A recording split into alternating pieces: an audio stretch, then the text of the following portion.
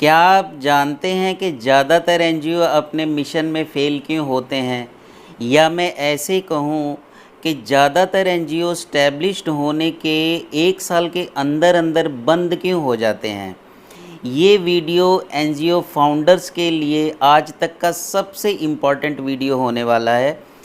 इसलिए मेरी रिक्वेस्ट है कि इसे एंड तक बहुत ध्यान से ज़रूर देखें। मैं advocate Indrajit Paul NGO fundraising expert आपका इस वीडियो में बहुत बहुत स्वागत करता हूं। अपने 17 साल के एक्सपीरियंस में 500 से ज़्यादा एनजीओज़ को उनकी फ़ंड रेज़ करने में उनकी मदद कर चुका हूं। जैसा कि आप सभी जानते हैं कि कोई भी एनजीओ एक सच्ची नीयत के साथ समाज कल्याण के उद्देश्य के लिए बनाया जाता है, लेकिन कुछ इम्पोर्टेंट एक्टिविटीज़ पर ध्यान ना देने की वजह से एनजीओ बंद होने की कगार पर आ जाते हैं, जिसमें से कुछ इम्पोर्टेंट एक्टिविटीज़ ऐसे हैं। जैसे सबसे पहला रीज़न है फ़ंड की कमी, लैक ऑफ फ़ंड। शुरुआत के दिनों में जब हम एनजीओ स्टैब्लिश करते हैं तो हमें ऐसा लगता है कि हमारी एनजीओ का मिशन एक यूनिक है और जिन लोगों से हम अपने एनजीओ की मिशन के डिस्कस करेंगे या उनसे डोनेशन या फाइनेंशियल हेल्प की बात करेंगे, वो हमें डिक्लाइन नहीं करेंगे। लेकिन जब हम उन लोगों से अपने एनजीओ के मिशन को लेकर उनसे डोनेशन की बात करते हैं तो वो डिक्लाइन एक एग्ज़ाम्पल के साथ में करते हैं। फिर जब हम उनसे दोबारा बात नहीं करते हैं तो वो अपने आसपास के लोगों को भी हमारी एनजीओ के प्रति नेगेटिव कर देते हैं, जिससे हम ज़्यादा लोगों को डोनेशन के लिए अट्रैक्टिव नहीं कर पाते और हमेशा फंड की कमी से जूझते रहते हैं। दूसरी इम्पॉर्टेंट एक्टिविटीज़ है लैक ऑफ स्ट्रेटजिक प्लान, रणनीतिक योजना का ना होना।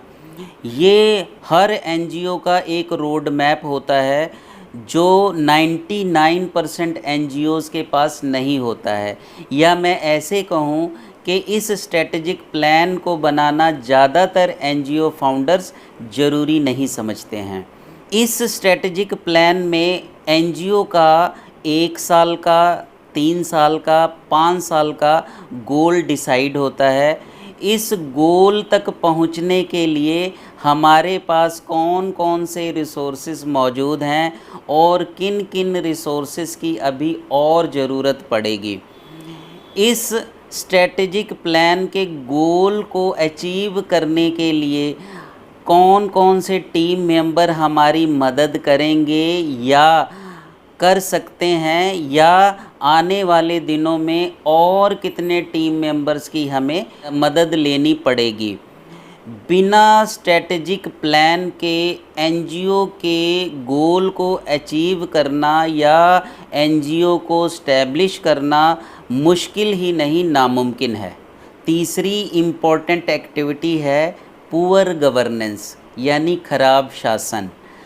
एनजीओ स्टैब्लिश करना एक घर स्टैब्लिश करने के समान होता है। जैसे हम घर की ज़रूरतों को घर में मौजूद सभी सदस्यों के मुताबिक पूरा करते हैं और हम एक दूसरे के प्रति जवाबदेह होते हैं, इसी तरह एनजीओ के केस में भी हमें करना होता है।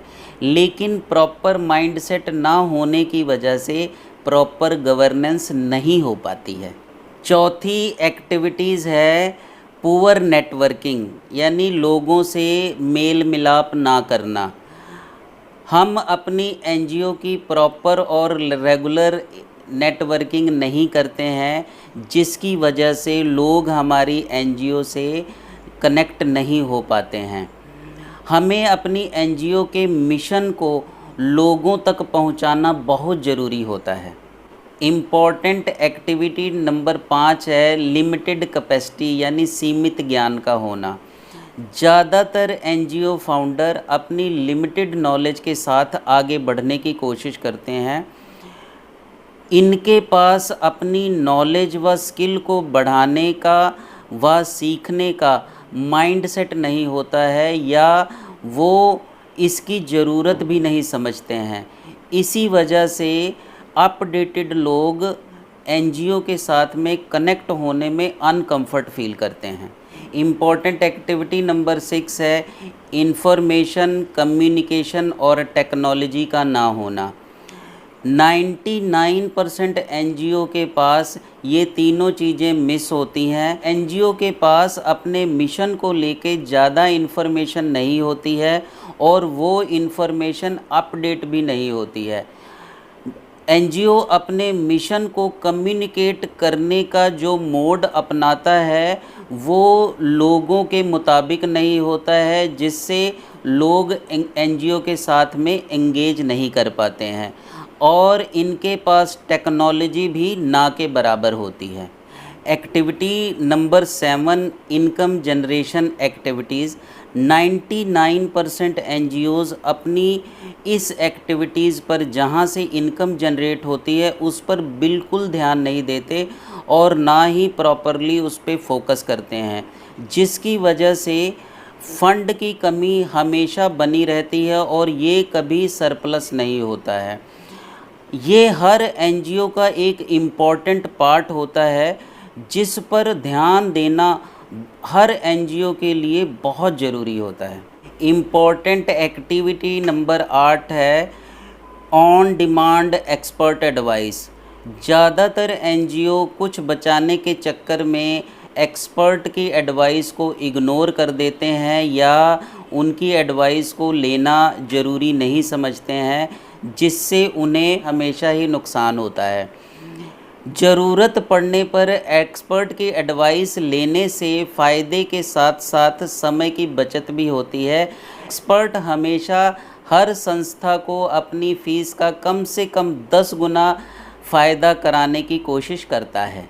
इस वीडियो में एनजीओ एस्टैब्लिशमेंट से रिलेटेड इम्पॉर्टेंट पॉइंट्स को बहुत ही इजी वे में समझाने की कोशिश की गई है और उम्मीद करता हूँ कि ये इन्फॉर्मेशन आप सभी के लिए यूज़फुल होगी।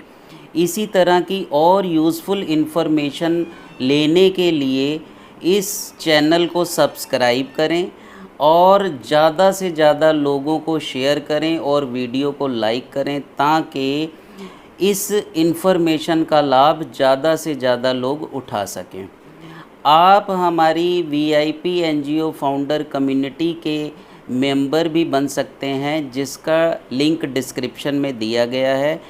इस कम्युनिटी का कोर पर्पस एनजीओ फाउंडर्स की ग्रोथ एग्जीक्यूशन में हेल्प करना है।